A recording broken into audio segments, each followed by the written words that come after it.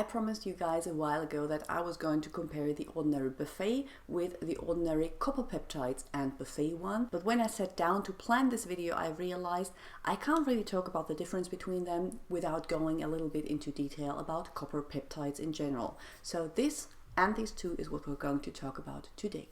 Hi, I'm Dr. Anne. I'm a medical doctor with a passion for skincare that works.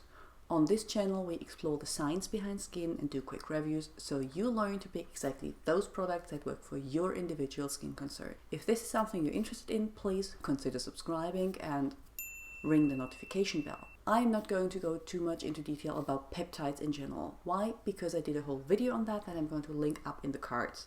But in short, peptides are made up of amino acids, which are the building blocks of the cell.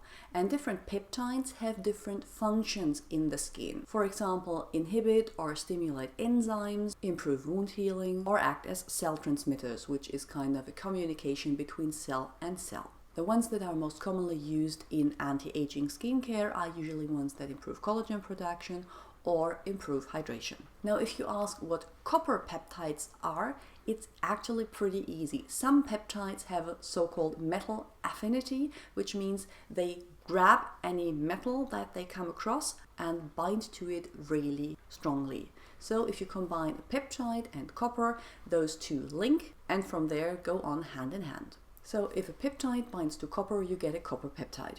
And copper peptides have quite a lot of research behind them. They have shown to increase collagen production, so they help in firming the skin. Sounds pretty nice. The question is, are there downsides to using copper peptides? Well, it's actually not that easy.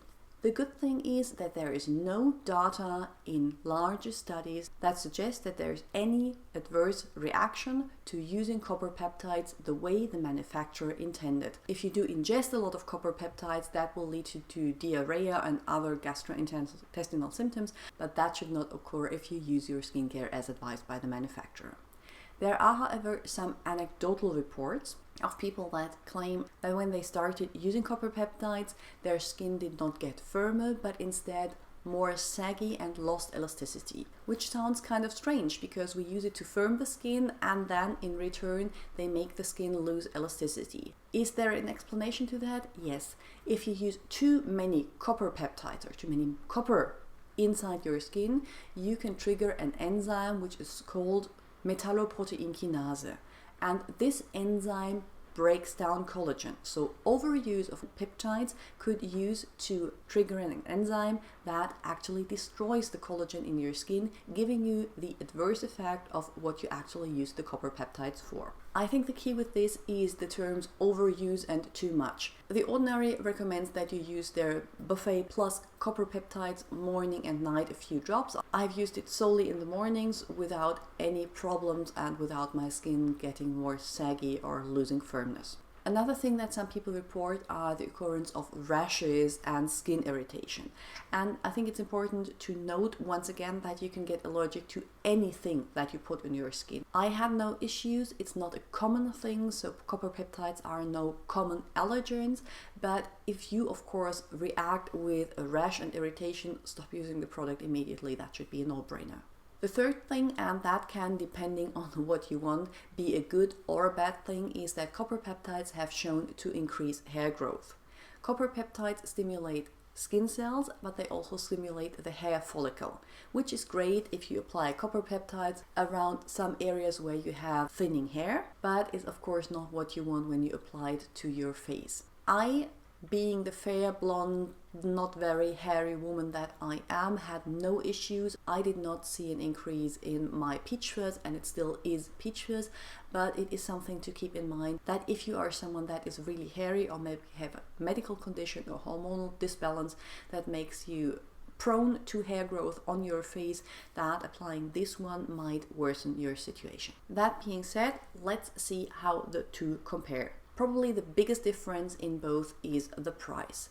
The original Buffet one retails for around 15 euro, while the version with the copper peptides is at 29 euro, which is around twice the price for the same amount of product. You can get a 60 milliliter one of this, which is of course a little cheaper, but you can only get 30 milliliters of the Copper Peptides. Packaged in a similar way, glass bottles with a dropper, but this one is UV protected.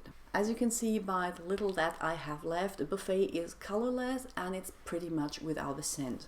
While this one, let me quickly show you, is Smurf blue and has a kind of metallic scent, like smelling a penny or something like that when you apply it to your skin. That doesn't linger, but it's something that you notice when you put it on your face. Both are very liquidy and leave a little bit of tackiness for around 2 to 3 minutes. This one feels a little richer, more gooey than this one, but just a little bit on my face. Another important difference is the pH. This one is, according to the Ordinary website, at a pH from 4.5 to 5, which means it's exactly where the skin usually sits, and this one is more alkaline and ranges between 6 and 7. I don't really think that this makes much of a difference when you apply it to your skin, but I just wanted to let you know. In terms of ingredients, the ingredient list in these two is actually pretty similar, with the exception that this one contains copper peptides, which will of course alter the concentration of the others. In both you get peptides from the matrixyl complex, you get Syntac as peptides, as well as some fermented ingredients, humectants, and in this one you get 1% copper peptides. Now, if we talk results on the skin, because that is why you came here in the first place, I did apply these two split phase, 1/2 this one, 1/2 this one, for around 30 days, and I have to say I did not notice a difference. Not in hair growth, not in skin firmness, and not in any adverse reactions that occurred. And that's the problem with skincare, the firmness of my skin is so hard to measure, especially for me personally, by just looking in the mirror and maybe doing this one, that I did not expect to see a difference. Peptides are preventative skincare, and prevention is hard to measure. I would probably need to apply this one to 1/2 of my face for the next 5 years and then tell you in 5 years if this one aged better than this side. So I think which one you actually choose comes down to 2 things. One, your budget, because if you're on a budget, pick this one, you get a nice blend of peptides and it's half the money for the same amount. If you, however, are really struggling with loss of elasticity and a lot of hyperpigmentation, it might be worth investing in the copper peptide one, because these copper peptides have shown to tackle these issues a little better than other peptides. But again, research is sparse on peptides in general. I admit I personally have not decided which one I'm going to repurchase, but I know that one of them will stay in my routine. I'm going to link to a few more videos on the screen now that I think you might enjoy, and I'm going to see you all very soon with another one. Bye!